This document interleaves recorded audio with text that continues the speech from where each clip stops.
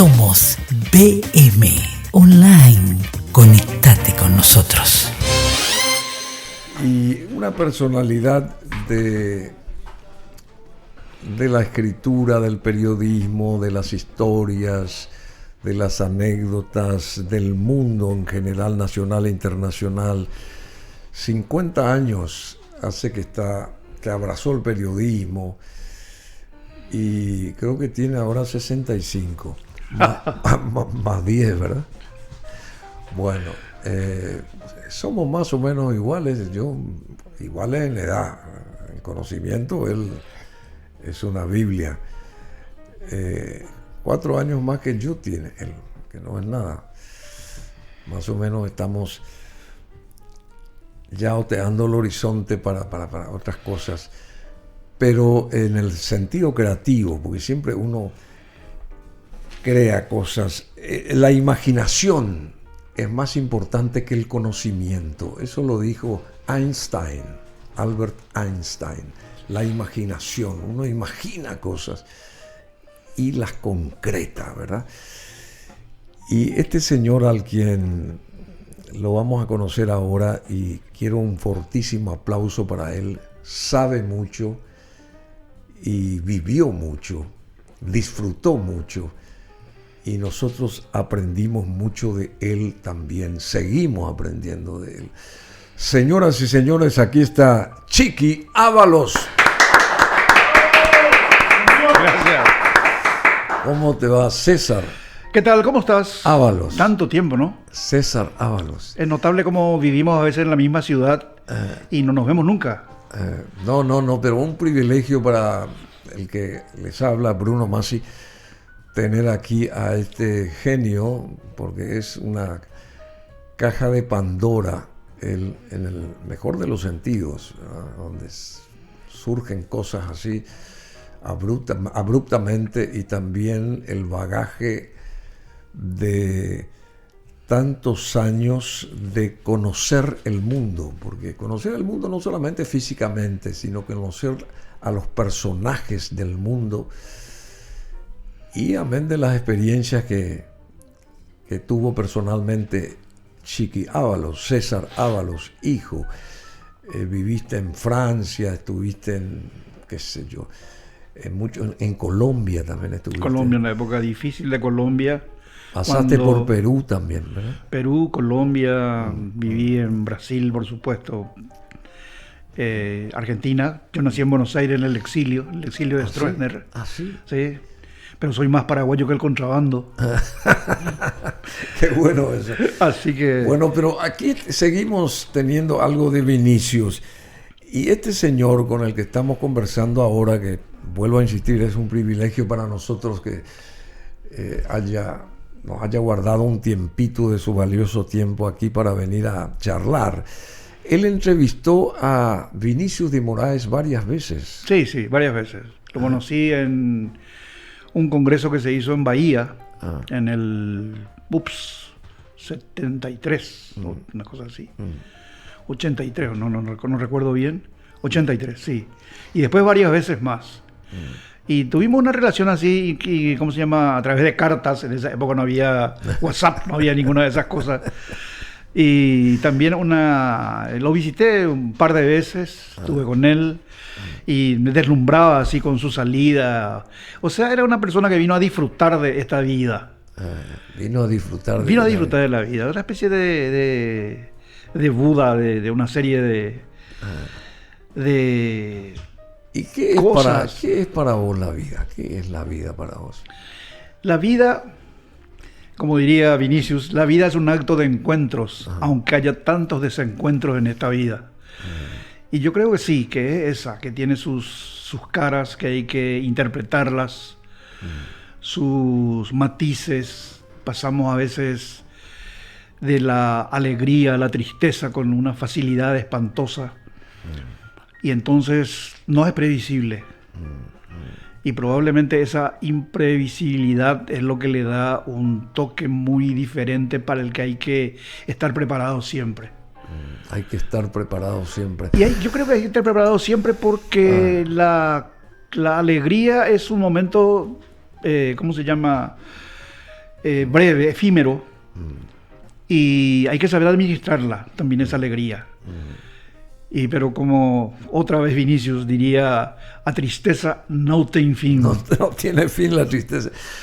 Bueno, Chiqui Ábalos es una persona de mundo en el sentido así, en el amplio sentido de la palabra, porque periodista, escritor, ama mucho el humor también. Sí, evidentemente. Ama el humor. Claro, el humor.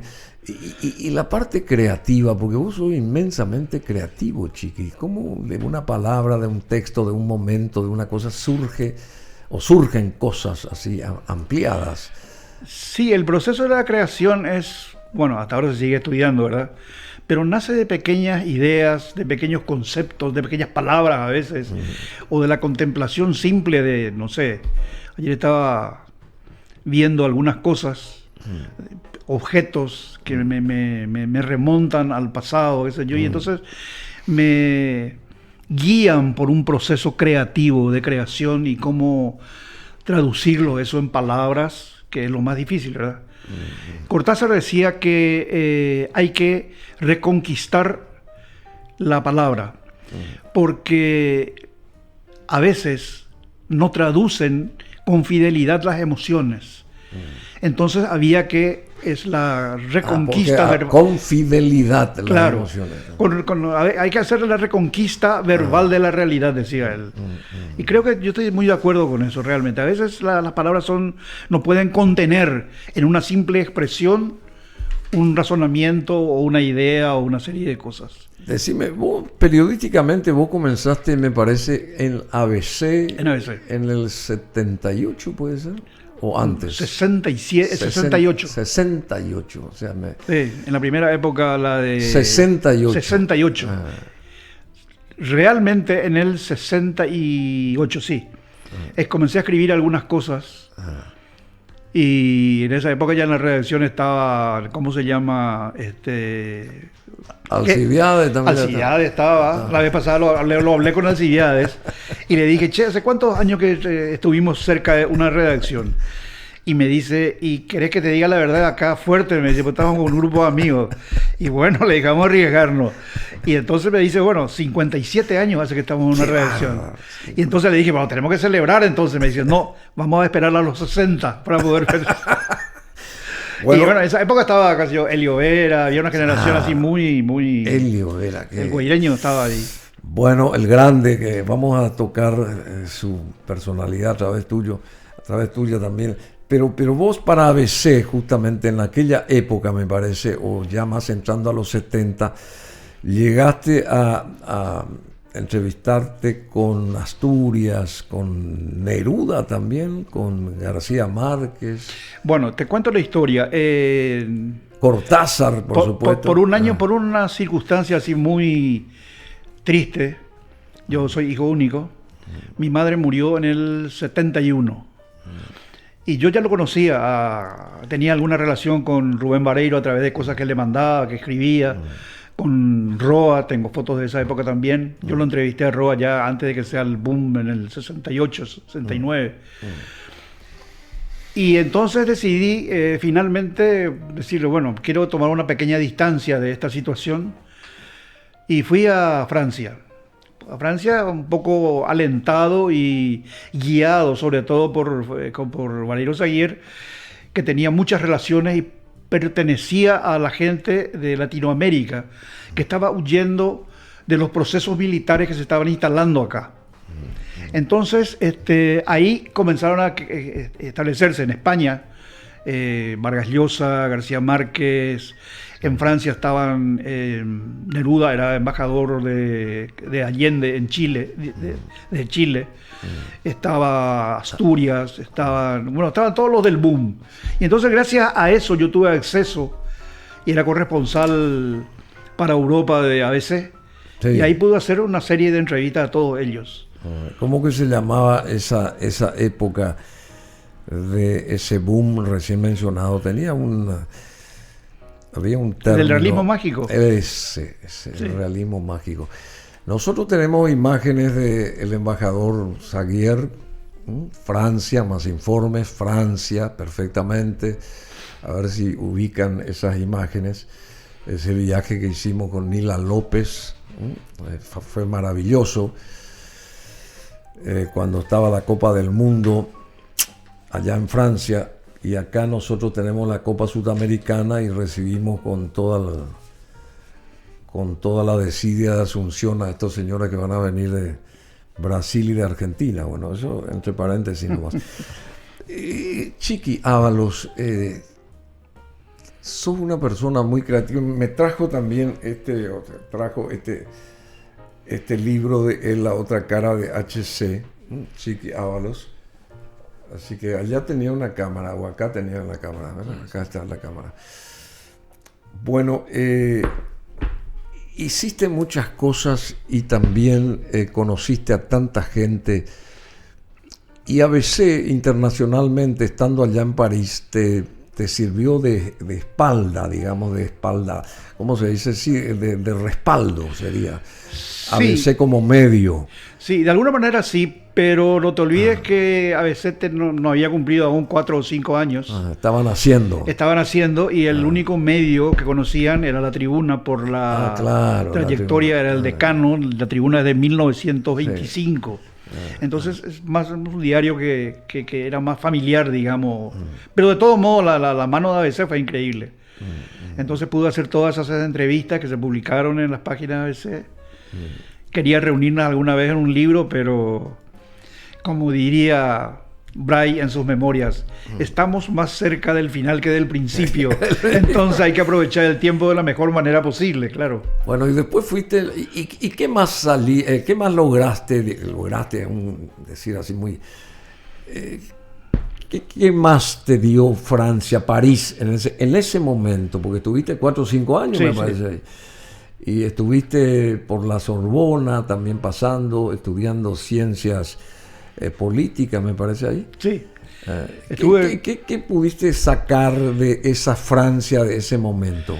En primer lugar, una enorme ebullición política y unos cambios económicos que empezaron con el París del 68, en mayo del 68. París, sí. Y las consecuencias de eso se siguieron por casi 10 años. Entonces todo era dinámico, una transformación muy grande en la sociedad francesa. Que por supuesto, vos te imaginás, hablas de Asunción 1972, y entonces era una larga siesta, ¿cómo se llama? Colonial, bucólica, que era muy linda y muy apreciable, pero lamentablemente la diferencia era muchísima.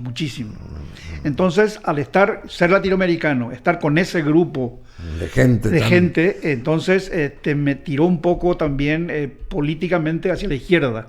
Por supuesto, porque era una comunión de todo, así. Conocí a Ciro Bustos, el pintor argentino ¿cómo se llama?, que acompañó al Che en Bolivia. Conocí a Regis Debray. Regis Debray es un filósofo y un escritor francés que también acompañó al Che y que fue el primero que cayó preso en el 67.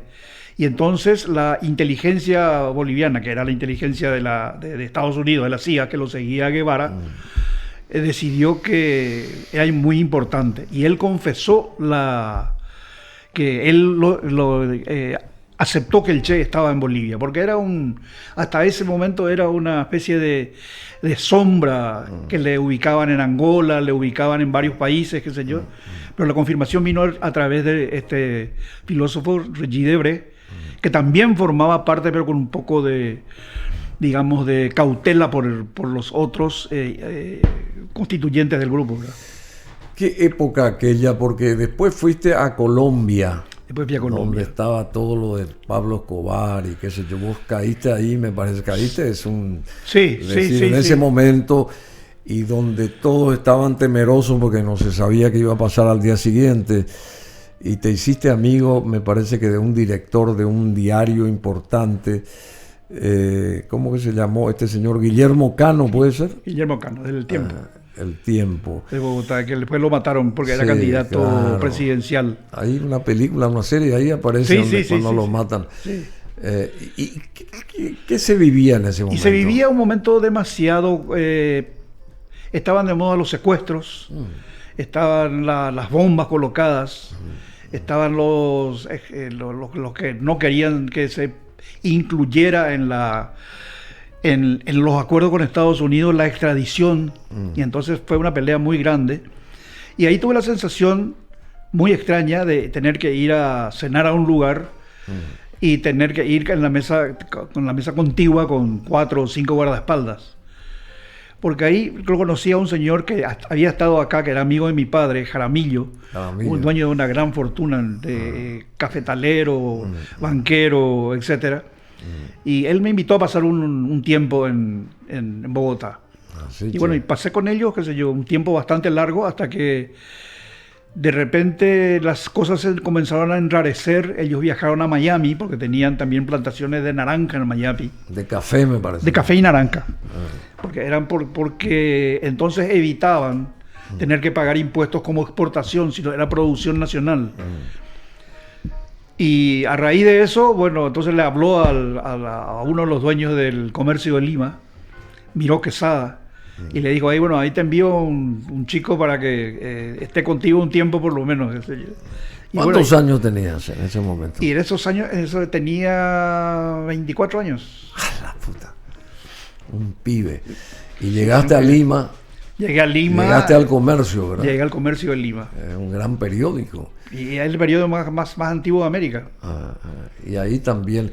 Pero antes de entrar en el Perú, digamos, ¿y qué más sentías vos ahí en Colombia? ¿Cuánto tiempo estuviste en Colombia trabajando para esta...? En Colombia estuve casi un año. Estuve un año.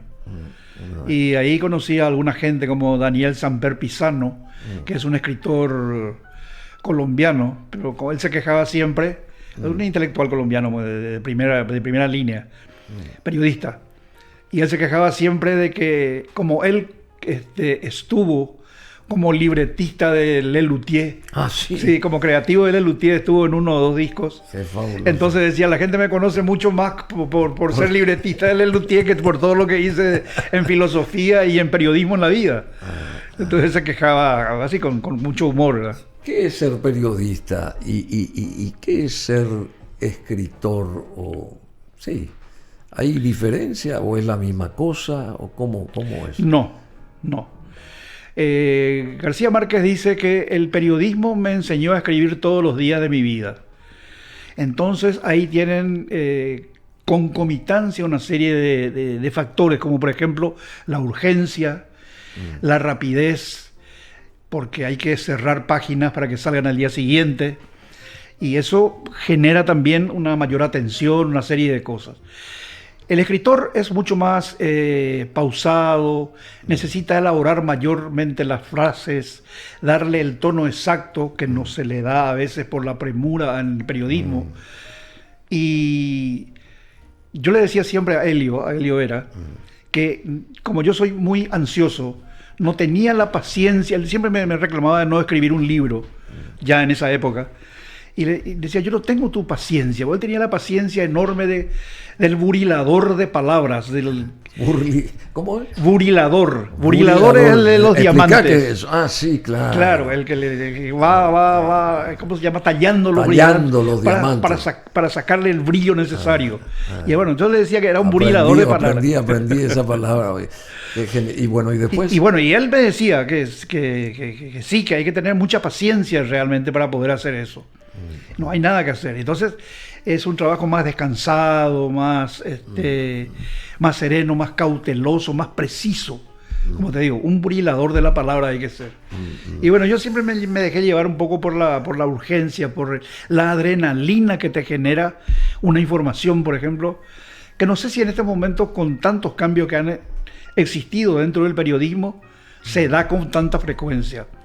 Pero antes, te juro, en la época de, por ejemplo, cuando cae Somoza, yo estaba en el diario Hoy, la jefe de redacción, y esperábamos hasta las 3, 4 de la mañana la información para poder volver a meter y jugarnos por lo último. porque estaba cayendo, eran las noticias contradictorias, todo ese tipo de cosas. Y también teníamos ¿cómo se llama? La competencia de ABC. Y así como nosotros le poníamos a una cuadra, le poníamos una camioneta para ver qué traían, ellos hacían lo mismo.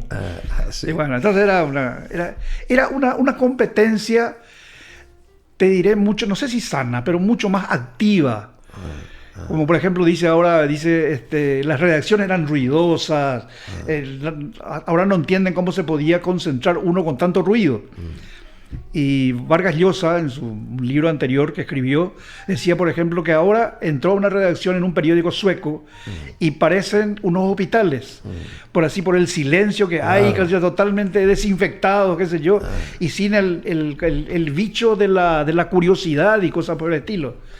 O sea, en eso sí cambió mucho el periodismo. ¿Y cómo está nuestro periodismo? ¿Cómo era antes, en tu época, en la época de Helio, de Alcibiades, que sigue estando, por supuesto, firme, más de 90 años y sigue como un reloj suizo, y Chiqui Ábalos, hoy y ayer, ¿hay diferencia en el mismo ítem, digamos, que es el periodismo, en el mismo sentido? ¿Cambió mucha la cosa? Cambió mucho, muchísimo. Yo te voy a dar una cifra para... En 1990 nosotros hicimos un estudio a ver si cuántos diarios se vendían en Asunción. A veces tenía una tirada increíble y cuando ganaba Cerro, 10.000 más el día lunes. Eso, nosotros estábamos ¿cómo se llama? En el diario Hoy, estaba Última Hora y estaban todos los diarios amarillos, digamos. Y en total se vendían cerca de 120.000 ejemplares en Asunción. Hoy me atrevo a decirte que no pasan de 20 a 30.000 ejemplares. Entre todos los diarios, como estamos divididos en dos sectores, los de uno y otro sector juntos no llegan a ese número. Entonces eso implica... ¿Y eso por qué? Varias cosas. En primer lugar, por la aparición de las redes sociales, que es un lenguaje diferente que te permite estar instantáneamente, que te permite a vos tener tu propio diario cuando estás escribiendo un tuit, por ejemplo, tu propia visión de la realidad. Entonces eso crea una proximidad y una cercanía mucho más grande con la noticia. Y ese hecho creo que es fundamental. Y después que el costo... como subieron todos los precios del papel y demás insumos del diario, hay que imprimirlos, etcétera, etcétera, también sube el precio de venta al consumidor. ¿Qué pasa con el precio de venta al consumidor? Que para comprar un diario tenés que desembolsar 6 o 10.000 guaraníes. En cambio, ingresando a las redes, no tenés ningún costo. Claro.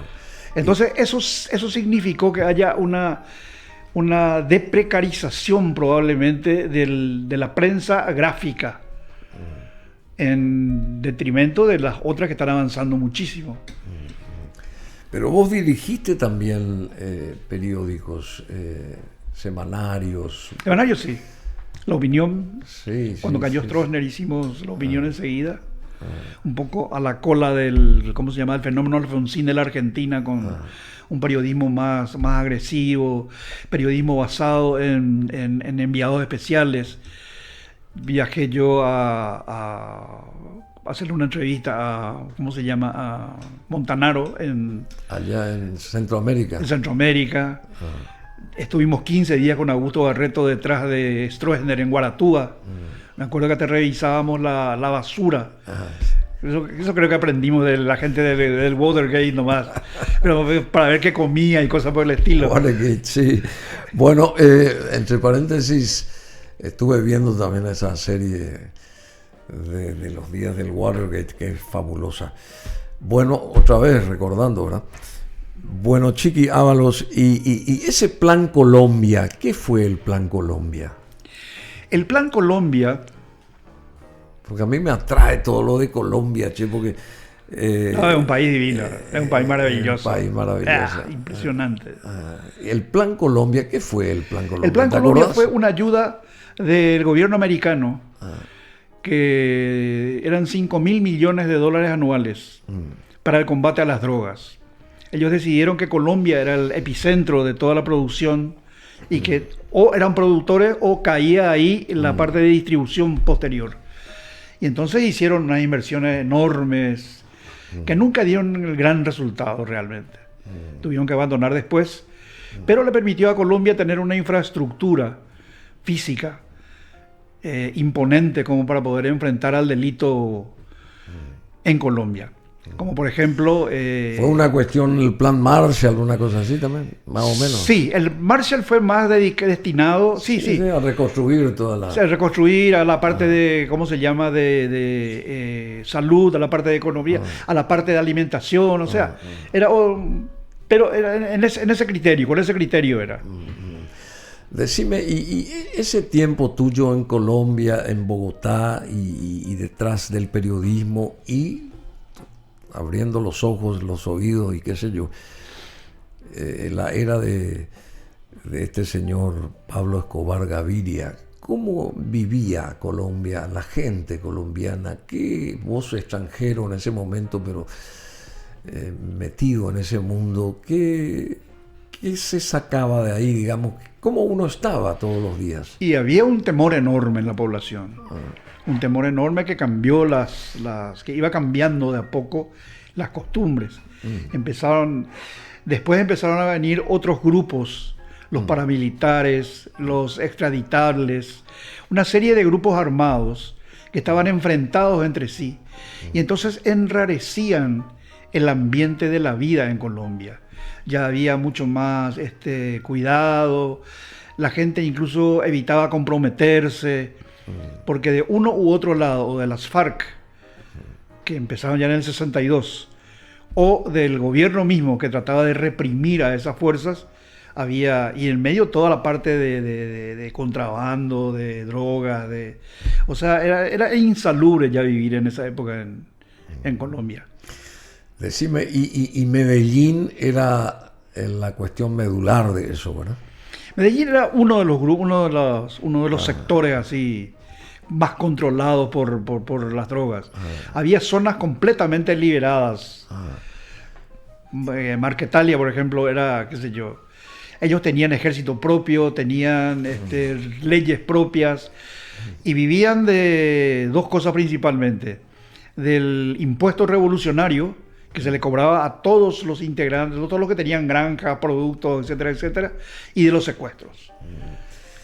Y hoy, ¿cómo es Medellín y qué diferencia hay respecto a lo que nosotros no podemos ir para adelante en ese aspecto? Yo te digo, en el aspecto edilicio, Medellín es una de las ciudades más atractivas que tiene América Latina hoy, ¿verdad? Después de haber sido devastada y qué sé yo. ¿Y por qué nosotros, volviendo a nuestro terreno acá, por qué nosotros no podemos llegar a eso, a reconstruirnos? Ese es el punto. En primer lugar, yo te diría, Bruno, que el problema principal es que el crimen organizado ha permeado todas las barreras que puedan imaginarse, incluso dentro del gobierno. Aquí, el Poder Judicial, todos los poderes, las noticias que leemos a diario, etcétera, etcétera, hablan de una descomposición social demasiado grande. ¿Desde cuándo vino eso? Y eso vino con esta maldita, ¿cómo se llama? Maldita primavera. No, la maldita, sí, la maldita primavera democrática. Porque si bien nos permitieron en algunas cosas, por ejemplo, el pataleo de la información, etcétera, etcétera, que no teníamos en el electronismo, pero también yo creo que esos han sido los como diría Bergman, han sido los huevos de la serpiente ya de la época del electronismo, que después fueron tomando otros rumbos, otros carices, y nos fueron encerrando en eso. Entonces, evidentemente, somos una sociedad que está empezando a sentir los rigores de ese desgobierno que nos tiene virtualmente secuestrados. Desgobierno. Es un desgobierno. Es un desgobierno. Sí, no cabe ninguna duda. Se han roto todos los principios, las murallas, las instituciones. Por ejemplo, en el primer gobierno de Cartes se instalan lo que se llaman el grupo de gerentes. Los gerentes forman su propia cadena y reemplazan a los ministros de cada una de las instituciones. Por ejemplo, Petropar, por ejemplo, estaba manejado por una persona, todos los grandes centros estaban manejados. Y los ministros cumplían simplemente órdenes de ellos.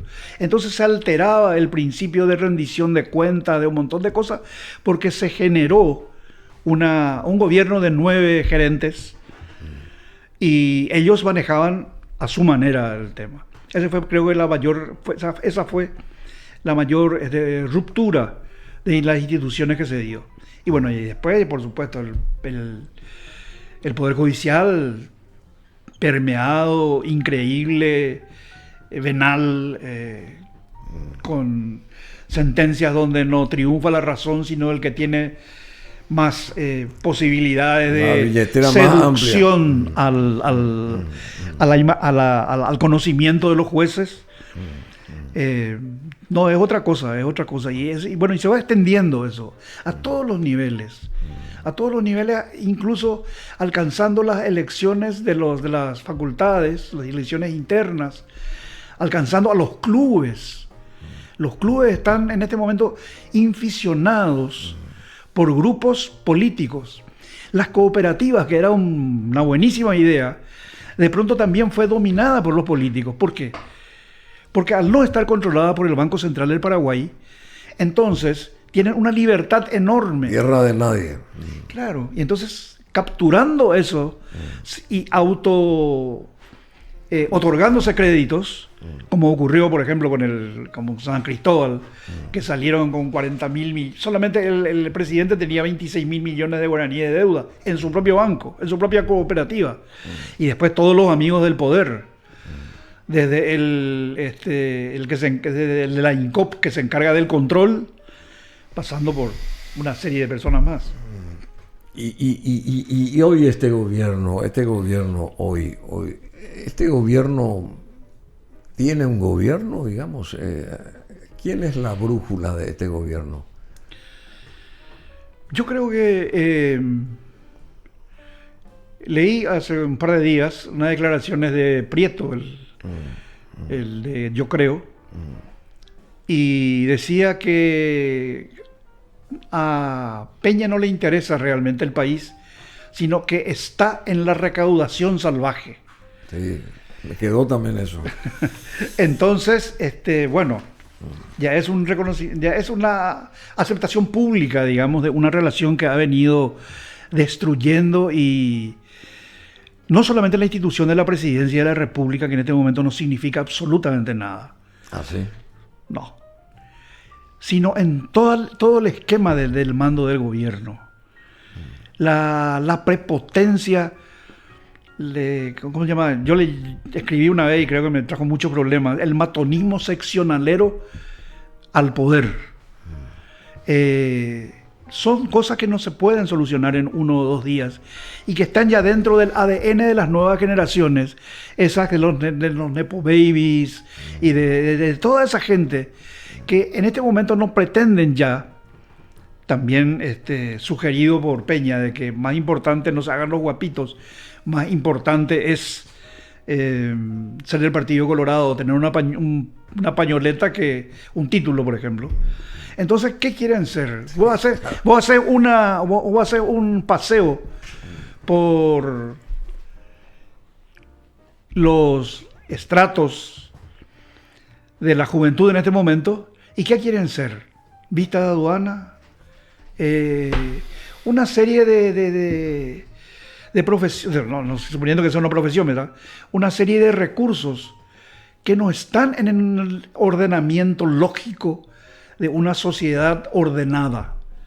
Entonces somos un desorden total, con un poder bicéfalo al final que está sometido a el presidente. Su radio de acción es mínimo y se producen enfrentamientos frecuentes con los quincheros, donde radica el verdadero poder. Entonces, esa serie de desencuentros es lo que va, digamos, minando, arruinándonos como sociedad. Sí, y deja unas posibilidades muy terribles para el futuro. ¿Cómo se entiende que este señor que se preparó mucho, cumplió 47 creo que ahora, se preparó mucho y todos en algún momento creímos que iba a ser el que iba a cambiar en ciertos aspectos el rumbo del país, pero como que está enredado en su propia, no sé, está enredado en todo y no hay una cabeza visible acá. Y no sé cuál es el rol de él, no sé si su rol importante sería el de canciller. Me parece que ese es un rol más importante que el rol de presidente que tiene este señor Peña, pero realmente estamos medio desatinados todos, porque tratando de ver a ver qué de bueno, entre comillas, nos propone, o qué más de lo mismo nos sigue, digamos, impulsando a hacer, digamos, no sé. No sé cómo me podés responder a esto que estoy tratando de... ¿Es bueno, es malo el presidente en su actuar o no?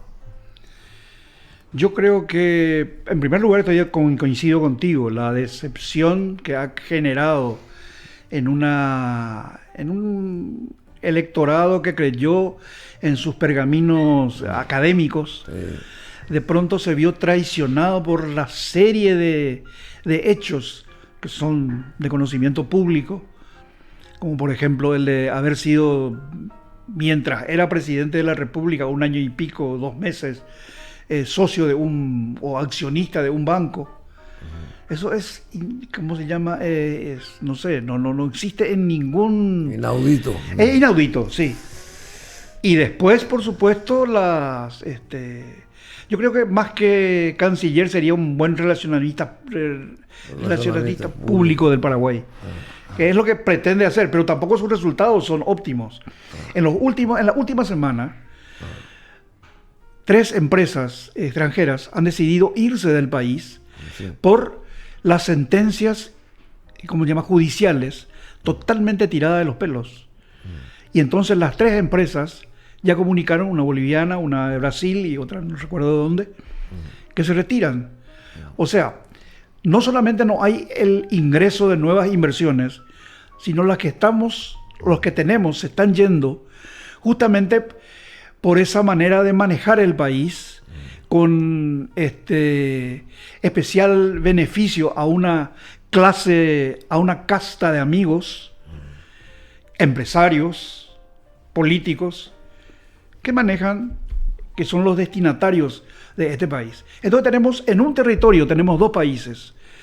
Uno que es el que no tiene los servicios mínimos, que no llega a fin de mes, que tiene el 29% de pobreza, que no tiene salud, educación, transportes, que está carcomido por la corrupción, que vive en ascuas porque no sabe si la seguridad le va a permitir salir de su casa a la mañana y volver sano. O sea, no tiene la posibilidad de soñar con un amanecer seguro. Y la otra casta, por supuesto, la que sin hacer mucho esfuerzo se ve beneficiada por las dádivas del poder, por las concesiones graciosas, por las licitaciones, por todo ese tipo de beneficios que se obtiene al estar en la cercanía del entorno presidencial. Y faltan 3 años todavía. Ese es el problema, porque si la descomposición es tan grande, yo tendría muchas dudas a ver si llega al 2028. ¿Así? Sí. Me juego a... Decime, ¿y cuántos libros escribiste en tu... Y escribí... Formalmente, ¿cuántos libros en tu vida? 11 libros en mi vida, de los cuales 6 firmados por mí y otros 5 como ghostwriter. ¿Ah, sí? Sí, no, es una partida de un expresidente, un general, una serie de cosas que, bueno. Este libro lo escribiste en Bogotá, ¿verdad? ¿O no? No, este es el comentario de mi libro. El diario El Tiempo de Bogotá sobre este libro. Esa llegó a 7 ediciones y significan 5.000 ejemplares más o menos. Una cifra infrecuente para un país que no lee, ¿verdad? Que no lee. Acá no se lee. No, por supuesto. Hay gente que te puede decir con mucha facilidad que hace 5 años que no lee, o que nunca leyó un libro. Sí. Pero curiosamente son los mejor, ¿cómo se llama? Ranqueados para un cargo público. Sí, claro. Decime, ¿por qué escribiste la otra cara de HC? ¿Por qué escribiste esto? Cuando él iba a ser candidato, entonces yo quería hacer un estudio de lo que era, quién era, qué antecedentes tenía, etcétera, etcétera. Y entonces lo hice. ¿Y qué necesitaste para meterte en esto a profundidad, digamos? Que digamos en el sentido de los datos y las historias propias. El apoyo de 2 embajadas. Sí. El apoyo de 2 embajadas, que uno de ellos se tradujo en el acceso a un material dentro de Paraguay, pero que estaba, capturado, digamos. Y ellos como financiaban de alguna manera también a ese organismo y tenían una copia de todo lo actuado. Es decir, la Senat estaba puesta por la DEA y los informes de la Senat estaban capturados. Entonces ellos me permitieron el acceso a eso. Y los brasileros, que también fueron mucho más generosos de esa época, tengo una relación muy, muy, muy cercana a ellos, y me permitieron el acceso a fuentes de Itamaraty y aparte a los diarios brasileños. Decime, y aquí vos abordás el perfil de HC y de sus historias anteriores. Sí, esas son de sus historias anteriores. El último, que te lo voy a traer también, se llama Los papeles del patrón. Y eso ya está hecho sobre cosas actuales. La verdadera historia del avión iraní. Una serie de elementos, pero ya basado descansado en documentos reales y proveídos por la misma gente. ¿Y por qué esta persona es tan, digamos, atractiva para el periodismo? ¿Qué tiene? ¿Qué buscan de esta persona? No sé, mira, lo que pasa es que hemos parcializado tanto la realidad como te digo, en los medios de Cartes, que si bien tienen una penetración mucho menor en la opinión pública, y el resto, digamos. Entonces tenemos las 2 caras de Cartes, son las dos. Sí, claro. La otra cara. La otra cara. Claro. Unos se encargan ¿cómo se llama? Promocionar una figura de empresario exitoso, de un montón de cosas que tal vez lo sea, ¿verdad? Y los otros buscan hacer hincapié sobre cómo llegó a esa fortuna.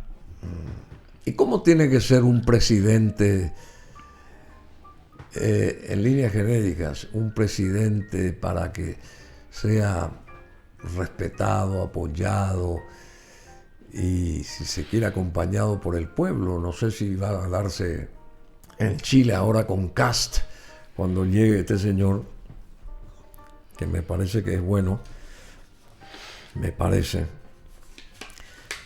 ¿Cómo un presidente es bueno o no? ¿Cuál es la fórmula para que...?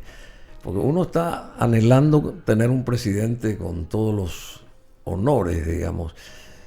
¿Por qué se tropiezan estos señores por el camino? ¿Cuál es el principal palo en la rueda que tienen ellos? Porque hay mucha gente que quiere lanzarse a la presidencia en muchos países, pero lamentablemente se encuentran con un montón de vallas, de qué sé yo, y no pueden lograr su objetivo, ¿verdad? Pero yo lo entrevisté a Frei, por ejemplo, hace 30 años, y me pareció un tipo genial, a mí me pareció. Y hasta ahora está vigente, digamos, como ser humano chileno y qué sé yo, y opina sobre... ¿Cómo se lucubra o cómo hay que hacer para que un presidente tenga las de ganar, en síntesis? Como debería ser. ¿Cómo debería ser? Yo creo, en primer lugar, respetar la Constitución Nacional. Mirando a futuro. Sí. Porque todo es acá, desde el 89 a esta parte, al final uno se queda otra vez con Stroessner. Pues todos tienen sus pelos en el huevo, como se dice. Entonces, ¿cómo debería de ser? Yo estoy haciendo un presidente? Te hago una digresión nomás. Ajá. Yo estoy tratando de terminar un libro que se llama La República Perdida, que es la del 89 en adelante, que nos vendieron la idea de llegar a la democracia y todas esas cosas. Pero yo te digo, en primer lugar, el presidente debería ceñirse a las leyes, respetar la Constitución, tener un criterio amplio y sobre todo una ética a toda prueba, que es nuestro peor problema. Es el problema. Yo te digo una cosa, y ya que no nos escucha nadie. Claro, estamos entre los dos nomás estamos acá. Entonces, te diría que de los precandidatos para que se están manejando para la presidencia del 28, mira, si empezamos a escarbar en sus principios éticos y el pasado, no hay ninguna posibilidad. Ninguna posibilidad de que el siguiente nos dé un camino de entre lo que se menciona, ¿verdad? No hay, evidentemente no existe una posibilidad de cambio dentro del Paraguay. Este presidente joven del Uruguay, que dejó de serlo ahora hace poco, Lacalle Pou, ¿qué te parece? Lacalle Pou tuvo muchos problemas de no sé si del entorno, que era, por ejemplo, el caso Marcet, claro, el famoso, que ellos que está acá también, ¿verdad? No, eso no. Ese es del 2012. No, el caso Marcet con Lacalle Pou, hubo una combinación paraguayo-uruguaya que le permitió quedarse en donde estaba, sin pasaporte, y el gobierno uruguayo le dio la protección para entregarle un pasaporte. Entonces ahí quedó muy salpicado la calle, hasta ahora, y entonces fue una crisis muy grande dentro de su gobierno. Bueno, y después hay algunas cosas que llevan más tiempo para contar, ¿verdad? Su relación con la Conmebol acá, con su secretario Lafluf, que fue el que armó todo lo de los pasaportes y ahora es, ¿cómo se llama? Asesor de Alejandro Domínguez. Bueno, pero ese ya es un tema mucho más complicado. Prende un poco, por favor. Y otros, por ejemplo, lo que está pasando en Chile, o va a pasar en Chile, está pasando en Chile. Le votaron a esta señora y al fin de cuentas va a salir este otro señor. Ya se sabe que va a ganar el otro. Y ganó esta señora, Jara, y en un mes va a ser el otro el entronado, digamos. Funciona la democracia allá en Chile, ¿verdad? Sí. Chile y Uruguay creo que son los países donde más funciona la democracia en esta parte del continente. Y bueno, y lo que está pasando en Brasil con Lula, por ejemplo, ¿cómo vos describirías a Lula, al gobierno de Lula? Y el gobierno de Lula es su tercer gobierno y no tiene sucesores como para un cuarto, así que se va a presentar el próximo año. El mismo otra vez. Pero bueno, ya va a ser una con la salida con la prisión de Bolsonaro, pierden mucho. Pero el grado de aceptación de Lula tampoco es demasiado alto. Está entre el 49 y el 51. Pues yo todos los meses estoy recibiendo, bueno, tengo muy buenos contactos con Brasil, con Folha, con una serie de periódicos. Y entonces está en el medio. O sea, pero aún así es el mejor posicionado como para repetir otro. Ahora, si está bien en condiciones físicas, Claro. como para eso no se sabe, ¿verdad? Tiene más de 80 años. O si vuelve Biden a Brasil. También. Claro, Decime, claro. y lo que pasa en Bolivia con este Paz Pereira y este militar que lo secunda ahí, Lara, digamos, ¿cuál es tu visión de esto? Mira, el tema de Bolivia es un tema que yo supongo, como dicen mis amigos brasileños, es una bomba de tiempo. En primer lugar, porque genera una situación muy compleja. En los últimos 20 años, desde el 2005, la izquierda manejó el Bolivia. Evo Morales, después vino su sucesor. Durante 20 años estuvieron durante 20 años en el poder. Las diferencias entre Arce y Evo posibilitaron un enfrentamiento muy grande que le dio paso a la derecha, por supuesto, que le propone otras cosas. El gobierno de Arce ya llegó a situaciones límites desde el punto de vista económico. Entonces la solución era el cambio. Y va a tener, pero los partidarios de Arce, los partidarios de la izquierda unidos siguen siendo mucho más. Entonces va a venir probablemente una reacción y no le va a ser fácil manejar a este presidente la situación. ¿Ah, sí? Va a estar muy complicado. Sí, me dijeron que el próximo polvorín va a ser Bolivia, sin lugar a dudas. Así, che. Decime, y rápidamente, volviendo a nuestro terreno, lo que pasó en Ciudad del Este, la situación de Itaipú con el mismo director general, que parece que está incólume ahí, con esto del anexo C, toda esa cofradía que hay que no se sabe. Llegaron unos papeles, pero nadie puede hablar de los mismos, dice. O sea que no sé, cualquier cosa pudieron haber traído los brasileros respetándolos y nosotros que estamos acá que no podemos, porque esa también es otra gran historia, porque en 50 años o 52 años de haberse firmado ese tratado, Paraguay nunca estuvo a la cabeza de Itaipú. Nunca. Es una cosa increíble. Y se sueña diciendo soñaba que teníamos el poder sobre el 50%, y es una falacia total y absoluta. Así es. ¿Qué te pareció lo de qué lecciones deja lo de Ciudad del Este, digamos, la victoria de Prieto, de Mujica en este caso, y Prieto?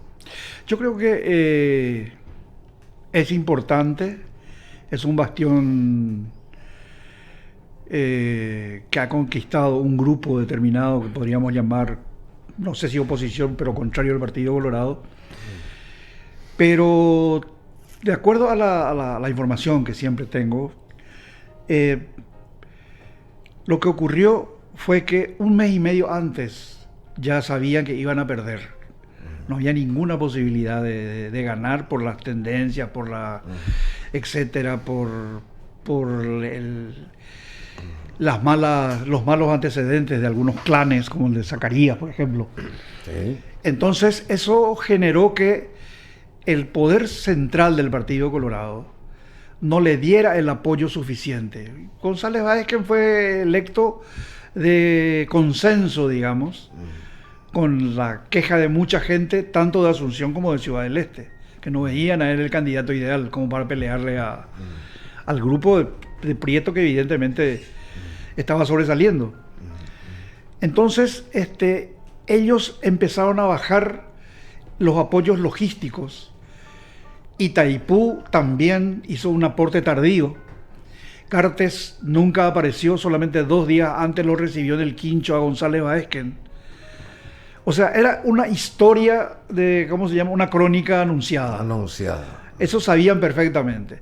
Tanto es que los principales referentes, si tomamos como tales a Cartes, Bachi y una serie de ¿cómo se llama?, de políticos de fuste para ellos, es evidente que no tenían la posibilidad no les interesaba desde luego. Y la disidencia colorada... Querían cumplir simplemente. Sí, y la disidencia colorada, que está dividida en 3 partes, solamente tuvo la presencia de Lilian Samaniego, el otro grupo, el de Petengil y Velázquez, se dedicó exclusivamente a unas elecciones internas que hicieron ellos, no se fueron tampoco a Ciudad del Este, de manera que no había ya el interés desde luego porque sabían que estaba perdido, así que no significó demasiado para ellos. Pero lo principal de todo esto es que Itaipú queda en manos de Justo Zacarías. Justamente. A pesar del esfuerzo de algunos grupos por promocionarlo a Nicanor, que que ya venía de, ¿cómo se llama?, de la dirección de Itaipú, que ya era una persona que ya fue presidente, de Yacyretá, perdón, que ya fue presidente de la República, que ya fue presidente de la Junta de Gobierno, o sea, tenía un training, digamos, ya importante. Pero son siempre los mismos. Siempre los mismos. Siempre los mismos. No hay referentes nuevos. Por ejemplo, esto de Vince. ¿Dónde está Vince? ¿Qué es Vince? ¿Qué es Vince? Esa es una buena pregunta. En este juego de la política, digamos. Vince está sostenido por Marito Abdo. Siempre lo consideró como... y desde el punto de vista de los números, por ejemplo, él no hizo una mala elección en tan poco tiempo contra Santi Peña. Hizo una buena elección. Entonces, él insiste en promocionarlo. Pero creo que confiaban mucho en el apoyo y el aporte, sobre todo de Petengil, que terminó yéndose con el grupo de Velázquez. Entonces, ahora no hay más giras, no hay exposición pública, está todo frenado, etcétera.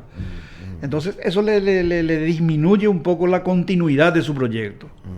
Y decime, y Justo Zacarías y compañía, y el clan Zacarías Irún, ¿permanecerán incólumes hasta terminar este gobierno? Yo creo que sí. Yo no estaba muy seguro hace 1 o 2 semanas, pero hay ciertos indicios que llevan a pensar eso. Te digo uno solo. ¿Y por qué son tan fuertes ellos? ¿Dónde está? ¿En dónde radica la fuerza de ellos? Y porque no te olvides que aparte de distribuir la energía de Itaipú, distribuyen maletines. Otras cosas. Entonces, por supuesto, son una fuente generadora de recursos que no es nada despreciable. Y si logran limar algunas cosas porcentuales, entonces es posible que lleguen a un acuerdo. ¿Y quién piensa en el país? Porque se está acabando la energía. Y esto va a llegar no sé hasta cuándo. ¿Y después qué va a pasar? Y esa es una muy buena pregunta, porque hasta el 2026 llega el tema de los gastos sociales. Sí, y la presión que tiene Lula en Brasil por el tema de la energía es impresionante. Te voy a decir que hay una asociación de consumidores que tiene 30 millones de afiliados. Y ellos contratan personal técnico, hacen lobby con senadores, diputados y demás cosas para conseguir imponer su criterio de bajar la energía. Y significan, multiplicar eso por la cantidad de electores que significa y de votos, no es nada despreciable. Entonces están decididos a bajar el precio de la energía. Y ellos piden, estamos en 19, bajamos a 16, ellos piden $9. Porque el argumento principal, y creo que es válido, es que el acuerdo se hizo en base a que el costo de la energía iba a ser que iba a desembolsarse por la tarifa. Sin embargo, con la adenda que se hizo, las notas reversales que se hicieron en el 2005, se torcieron los principios de un tratado que está por encima. Y además, para que no tenga legitimidad, según los propios brasileños, tuvieron que ser aprobados por los congresos de Paraguay y de Brasil. Y no pasó por el Congreso brasileño, cosa que para ellos es Sí, sine qua non. Definitivo. Claro. Y eso mismo pasa con Yacyretá también. Porque por acá se aprobó, pero en Buenos Aires no quieren saber nada. Nunca se aprobó en Buenos Aires. Bueno, y este tema que nos concierne aquí como citadinos, la cuestión esta de la intendencia municipal o aquellos que quieren acceder a la misma, carrera de Johanna y Soledad deriva en disputa entre el PLRA y Yo Creo. El PLRA tenía un candidato liberal que no lo apoyan y apoyan a una señora, con todo el respeto, que no es liberal, ¿verdad? Por un lado. Y después, ahora aparece otra chica también muy linda, entre paréntesis, Arlene, creo que se llama, de Cruzada Nacional. Y nada, y están como las tres ángeles de Charlie, están ahí las chicas. Pero salió esta señora de Payo Cubas, la parlamentaria Yolanda Paredes, que dijo que no sé por qué se tiró. ¿Contra quién era que se tiró? ¿Contra Soledad o contra Soledad, verdad? Bueno, en fin, ¿cómo estamos nosotros en el aspecto municipal asunceno acá? Porque ya Asunción va a cumplir 500 años. ¿Quién se ocupa de la ciudad? ¿Quién se ocupa de los ciudadanos de la ciudad? ¿Cuándo va a llegar esa seriedad también? Es la misma cosa. Hablamos de un posible presidente impoluto y quién nos va a dirigir municipalmente también. Mira, vos sabés que eso es una pregunta con una respuesta solamente milagrosa. Porque en la situación que se encuentra la municipalidad, va a seguir siendo el cementerio de todos los políticos.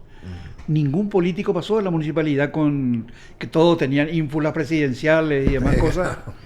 Claro. Entonces, ¿pero por qué? Porque se fueron, es una especie de construcción de Frankenstein.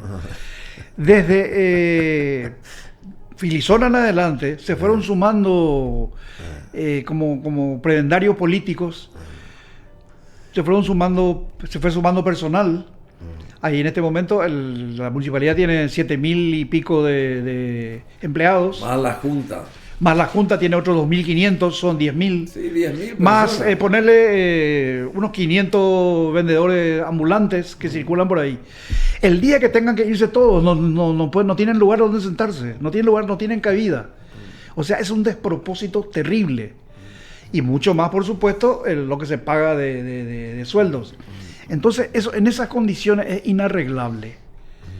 Yo creo que, a pesar de todo, el interventor fue muy bueno. Carlos Pereira hizo un buen trabajo, con muy buen criterio, y se animó a decir que la municipalidad, él se animaba a manejar con 4.000 personas. Así mismo. No con las 9.000 que tiene. Entonces sí se puede radicalizar el uso y potenciar la producción que pueda tener la municipalidad, dedicarse a otros aspectos como las calles, por ejemplo, que están... Bueno, y yo creo que él podría ser un buen candidato, pero no tiene la bendición de arriba. La bendición de política, lo que dijo Beto Velar, en la vida él va a ser intendente, claro, no pertenece a ningún... Y por otro lado, ya lo están mencionando a Camilo Pérez López Moreira, ¿verdad? No sé, tiene tantas preseas ese señor, va a tener tiempo de ocuparse. En ese caso el cargo es indivisible, o sea, solamente tiene que dedicarse a la intendencia. Por eso. Bueno, querido, no sé, ¿querés decir algo de este libro? No hace falta. Yo creo que ya está todo dicho. Es un libro que tiene... Te lo traje simplemente porque no hay más en circulación. Te agradezco. Te agradezco mucho. Bueno, Chiqui, realmente un placer haber conversado. No sé, aleatoriamente tocamos así. Donald Trump. ¿Qué decimos de Donald Trump? Ups, a mí no me gusta, pero... ¿A vos no te gusta? No. ¿Y está descomponiendo ese país del norte? Yo creo que sí. Por ejemplo, hoy he visto en Folia justamente que bajó su nivel de aceptación, de aceptación. el más bajo que tiene desde el principio de su mandato. Y bueno, y tiene una relación, digamos, carnal con Paraguay, que no sé hasta dónde es tal, porque le liberan impuestos a 4 países, pero nosotros que somos así, ¿cómo se llama? Tenemos el 10%. No, tenemos, De aranceles nos ponen a nosotros. No. No es eso. No creo que no, porque en la ¿cómo se llama? La disminución se hizo para carne, para acero y otras cosas para 4 países. Entre ellos está Argentina, El Salvador. Nosotros no estamos ahí. No estamos ahí. A pesar de todas las pruebas de amor que le dimos en estos tiempos. Pruebas de amor. Entonces, a pesar de todo eso, no sé, no hay una correspondencia. Y la elección de Paraguay como tercer país amigo, que significa que los que no obtengan visas para entrar a Estados Unidos pueden ser refugiados en el Paraguay, es un depósito humano. Sí, claro. Que pues, está bien. Ahora, lo peor de todo es que no sabemos por qué Paraguay da esa concesión y qué recibió en cambio. Es lo que estaba diciendo, con que no conocemos las razones por las cuales Brasil le pide disculpas a Paraguay. Claro. Es el secretismo que destruye todos los principios democráticos que pueda haber. Lo público tiene que ser público. Hay que preguntar al divino canciller, seguramente. Bueno, querido Chiqui, música, a ver, habla, decía algo nomás de la música. Acá hay un tema que dice de Vinicius de Moraes, Antonio Carlos Jobim, a felicidade. Hay que ser, a pesar de todo, hay que estar con la felicidad. ¿Es así o no? Sí, no, desde luego. Ese es el objetivo principal, supongo, de la vida. Y disfrutar de nuestro paso por el pícaro mundo. Por el pícaro mundo.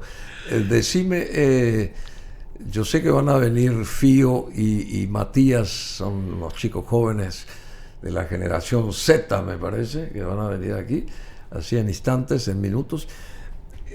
Algo de la música, ¿qué es lo que te atrae de la música? Tantas cosas que vos sabés y que...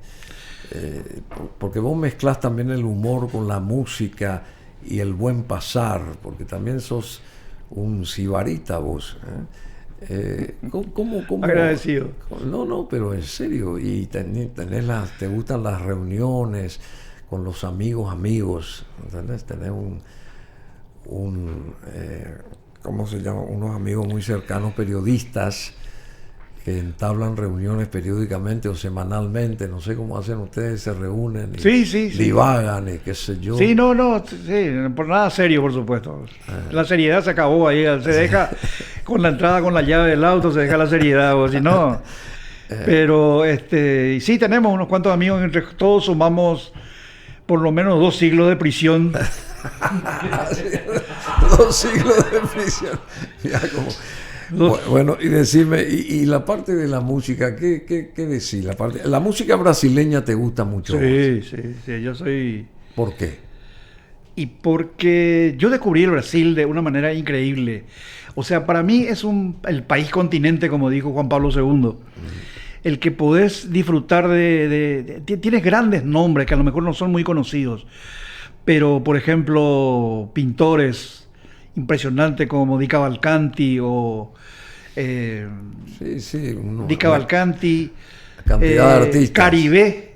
Caribe es un argentino que se fue a vivir a Bahía y se fue de vacaciones y se quedó ahí encantado y comenzó a pintar todo lo que era una especie de Gauguin. En el fútbol tenía, qué sé yo, una serie de personajes que llevaron la categoría de arte, Pelé, Garrincha, qué sé yo. En la música, Vinicius, Tom Jobim, y un poco más atrás en Cartola, o más adelante los más nuevos que Iván Lins, Caetano Veloso, María Bethania. Bueno, son nombres que sí, por supuesto, encantan. En la Tomiotake, en la escultura. O sea, tienen todos los personajes posibles que representan a algo. ¿Cómo se llama el que hizo Brasilia? Sí, claro. Niemeyer y, Niemeyer y Costa. Visión Brasilia. Visión Brasilia. Niemeyer hasta ahora se lo ve así porque a través de sus obras allá en Sao Paulo, en todos lados, una maravilla, y vivió más de 100 años. 101 años vivió. 101 años. Bueno, un placer, Chiqui. Yo no te puedo pedir otra cosa que vuelvas. No sé si eso va a darse, pero una segunda parte de todo el anecdotario que tiene Chiqui Ábalos. Sí, no, por eso te digo, no, voy a volver, no pienso ni irme a ningún lado a vivir, ni tampoco pienso morirme tan rápido. San Bernardino también, esa pasada tuya por San Bernardino, tuviste mucho tiempo ahí. Tuve un problema, ¿cómo se llama? Que hasta ahora me sigue todavía aquejando, que es un problema pulmonar. Y fui a vivir, 3 meses me recomendaron para respirar el aire fresco de San Bernardino, qué sé yo, y me quedé 1 año y medio más o menos. Te quedaste 1 año y medio. 1 año y medio, bueno, escribiendo y viviendo y disfrutando de lo que era San Bernardino en esa época. No la polución de ahora ni la discusión por las discotecas y cosas por el estilo, pero... Decimos una cosa y cerrando, ¿cuál sería el mensaje tuyo como ser humano? Ahí tenemos una cámara, llegando a las fiestas de fin de año, uno tiene que tener cierta esperanza de que algo va a cambiar en positivo. ¿Cuál sería tu recomendación, por decir, alguna reflexión, una cosa? Yo creo que todos los años hacemos un recuento, un balance de lo que nos fue a nosotros y un poco más lejos a cómo nos fue al país. En lo primero, creo que tuve altibajos como en todas las cosas. Y en lo segundo, espero ese milagro de poder transformar el Paraguay en un país serio, en un país menos desigual, en un país equilibrado y sobre todo con la plena vigencia de las leyes, los principios éticos, para desterrar de una vez por todas esta sociedad que vivimos hoy profundamente enferma. Qué lindo, qué profundo. Y bueno, muchísimas gracias. Al contrario, gracias a vos. Querido Chiqui Ábalos, un orgullo realmente. Gracias. De que él haya estado con nosotros. Somos BM Online. Conectate con nosotros.